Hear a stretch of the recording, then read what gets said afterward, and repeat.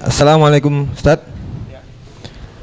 Setahun lalu ada laki-laki dengan status cerai agama, mempunyai niat cerai agama, mempunyai niat baik dengan saya, dan ketika bicara ke bapak almarhum, bapak menerima dengan syarat jelas dulu status perceraiannya.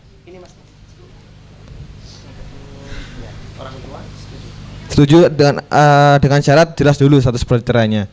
Saat laki-laki itu proses mengurus berkas perceraian untuk diajukan ke pengadilan, qadarullah ibu dari laki-laki itu malah menyuruh dia rujuk karena kasihan sama cucunya, anak dari laki-laki tersebut. Padahal laki-laki tersebut tidak mau rujuk karena pernah dihianati. Waduh. Tapi karena alasan laki-laki takut durhaka dan alasan lain karena ingin berdakwah di dalam keluarganya, akhirnya laki-laki tersebut tidak bisa melanjutkan hubungan dengan saya, Ustadz. Dan beliau memilih pergi dan akad lagi, rujuk mungkin ya. Nah, ini ada dua pertanyaan, Ustadz. Yang pertama, apakah alasan laki-laki itu rujuk dibenarkan? Dan yang kedua, masih bolehkah saya mengistikharoi laki-laki tersebut? Alasan saya melihat caranya menjaga sholat serta misi kami dulu sama, yaitu menghafal Al-Quran dan berdakwah. Mohon bimbingannya, Ustadz.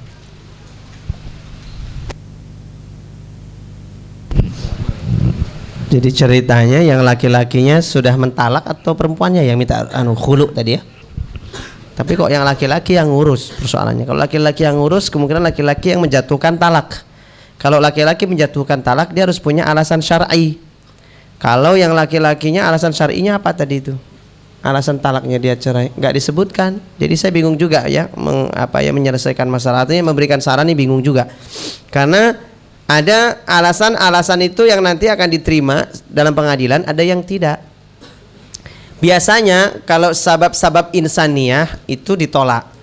Sababul insaniyah itu misalnya apa? Gara-gara cuman perbedaan suku, terus atau kesibukan suami jarang ketemu istri minta cerai. Jadi sebab-sebab kemanusiaan. Laki-lakinya males, kelumbrak-kelumbruk, contal cemantel, katok neng di-ngendi. Gitu kan ya. Pokoknya macem-macem gitulah, enggak berantakan tempatnya. Itu kayak gitu tuh sababul insaniyah. Kayak gini nih biasanya nggak dikabulkan sama pengadilan. Biasanya gugatan ditolak. Tapi kalau sabab-sababnya karena sabab syar'iyah, sebab-sebab karena agama, misalnya murtad tuh dikabulkan. Pasti itu cepat itu. Murtad. Makanya kalau pengen cepat, Mas kamu murtad dulu ya Mas, biar nanti sidangnya cepat. Nggak boleh juga itu ya. Jadi karena agama misalkan murtad, atau misalnya karena dia berzina, ya nggak bisa meninggalkan perbuatan itu zina, tobat zina lagi, tobat zina lagi, terus berulang-ulang. Nah itu bisa, itu di sebab syariah. Atau misalnya laki-lakinya nyepep hobinya, gitu ya. Nyepep itu bokep, kalau nggak ngerti gaul dikit lah, gitu ya. Nah ini laki-laki hobinya bokep terus, bokap di rumah bokep terus. Malah ngajak istrinya, say, ayo kita belajar bareng dari sini biar kita lebih kreatif. Dasmu gue kreatif sekolah. Nggak bisa. Kayak gitu tuh nggak usah sinau. Otak kita ini cerdas. Wis pinter berimajinasi, nggak usah pakai sinau. Alamiah kok kayak gitu. Ndelok kewan dapat inspirasi kok. Iya, ngelihat cecak, inspirasi ini. Ngelihat kucing, boleh juga. Wah ini doggy style loh, bisa juga kan begitu. Kan begitu manusia itu kan. Rabbana ma khalaqta hadza batil. Segala sesuatu itu jadi pelajaran, ibro, nggak usah ndelok begitu. Ya, iya. Nah saya nggak tahu sebabnya apa. Tapi kalau orang tua pertimbangannya tadi, si ibunya si laki-laki suami pertimbangannya karena masalah cucu, nah itu sebenarnya bukan pertimbangannya ibu. Setiap ayah, setiap ibu kalau mau bercerai ini suami istri, ya pertama yang harus dipikirkan adalah anak dulu. Artinya nanti anak ini pasti akan jadi korban, kasihan. Makanya orang nikah itu ada istri-istri, nih mohon maaf ya, ada istri-istri itu yang ketika awal nikah nggak mau segera punya anak. Beberapa waktu lalu saya ceramah di kantor BPK. Selesai ngisi pengajian, ada jamaah konsultasi, dia mau cerai. Saya tanya, berapa umur pernikahan? 4 tahun Pak Ustadz. Kenapa cerai? Ya salah satunya istri saya nggak mau punya anak Pak Ustadz. Oh belum punya anak? Belum Pak Ustadz. Kenapa istrinya nggak mau? Pokoknya dia nggak mau Pak Ustadz. Belum pingin punya anak katanya, lagi belum siap repot. Nah, inilah rawan cerai. Anak itu pengikat rasa antara suami dengan istri. Kalau nggak ada anak ini emang kadang-kadang rentan. Makanya perlu anak itu. Kalau perlu makanya diperbanyak itu lebih bagus. Karena makin mumet kalau mikir cerai kan, waduh korbannya banyak ya Allah. Sehingga dia mikir berkali-kali itu. Iya, apalagi istrinya banyak itu kan lebih anu lagi. Lebih mikir-mikir gitu.